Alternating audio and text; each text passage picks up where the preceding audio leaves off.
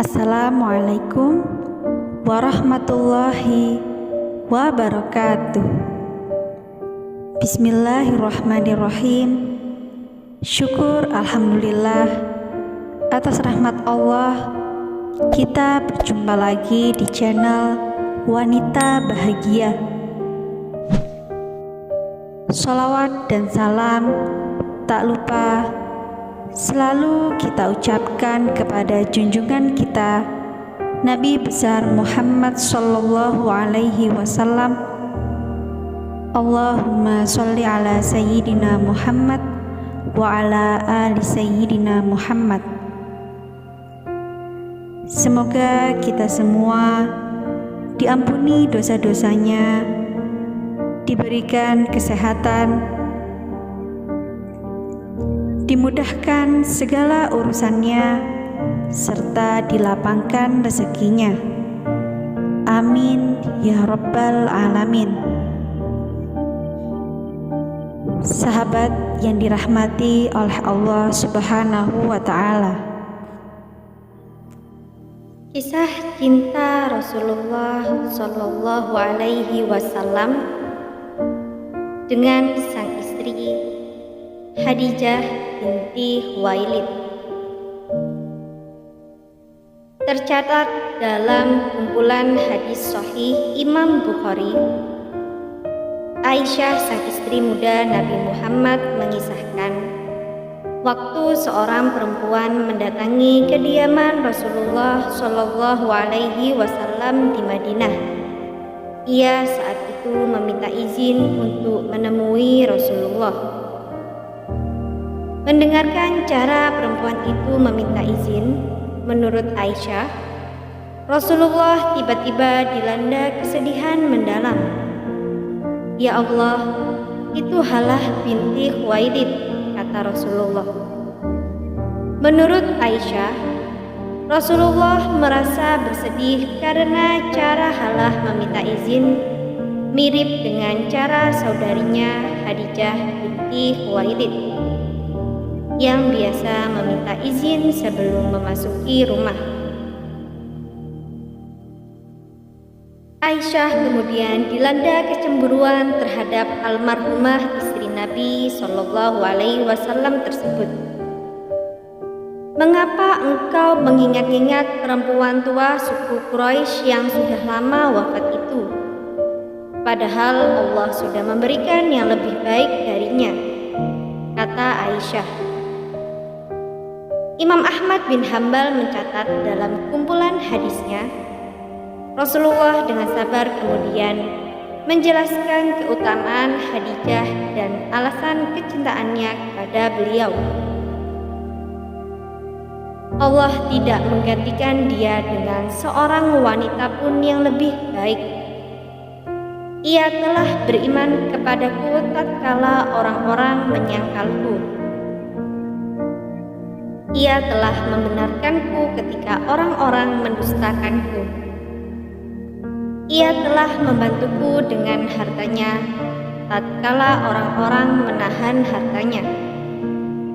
Dan Allah menganugerahkan darinya anak-anak tatkala Allah tak menganugerahkan kepadaku anak-anak dari wanita-wanita yang lain, kata Aisyah mengutip Rasulullah Shallallahu alaihi wasallam.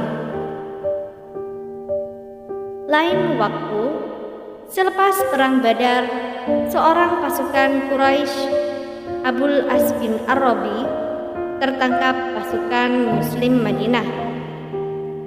Pria yang saat itu belum masuk Islam itu tak lain adalah suami Zainab putri Rasulullah. Untuk menebus suaminya, Zainab yang masih tinggal di Makkah mengirimkan sebuah kalung batu oniks milik Khadijah yang dihadiahkan untuk pernikahannya. Rasulullah menangis terkenang Khadijah saat memegang kalung tersebut dan langsung memerintahkan Abul As dibebaskan dengan syarat Zainab dijemput ke Madinah. Riwayat mencatat, cinta Rasulullah kepada Khadijah memang bukan cinta biasa. selama 25 tahun pernikahan mereka sebelum akhirnya Khadijah wafat. Rasulullah tak mengambil istri lain kepada seperti awamnya para pria saat itu. Khadijah seorang saudagar kaya atas usahanya sendiri sebelum menikahi Rasulullah. Ia sempat dijuluki putri suku Quraisy.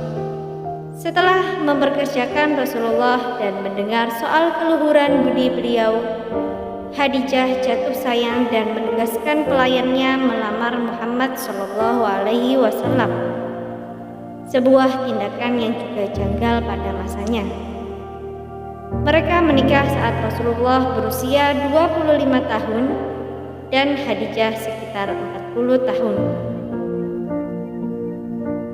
Khadijah mengorbankan banyak hal untuk agama Allah. Alih-alih takut statusnya dan kekayaannya berkurang, Khadijah mendukung perjuangan suaminya sejak wahyu pertama diturunkan.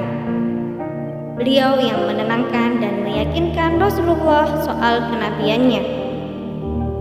Dengan kekayaannya, ia membeli para budak yang memeluk Islam dan membebaskan mereka. Hartanya juga ia habiskan guna menyokong para pemeluk Islam saat suku-suku Quraisy memboikot Bani Hashim terkait dakwah Rasulullah selama 3 tahun. Saat boikot 3 tahun itu pungkas, kesehatan Khadijah juga tergerus. Ia kemudian menderita sakit yang sikat namun berakibat fatal. Rasulullah terus menemaninya selama sakit tersebut. Rasulullah berulang kali mengabarkan terkait kemuliaan yang akan didapat Khadijah di surga. Saat akhirnya Siti Khadijah wafat, Rasulullah sendiri yang masuk ke liang lahat untuk membaringkan radhiyallahu anhu.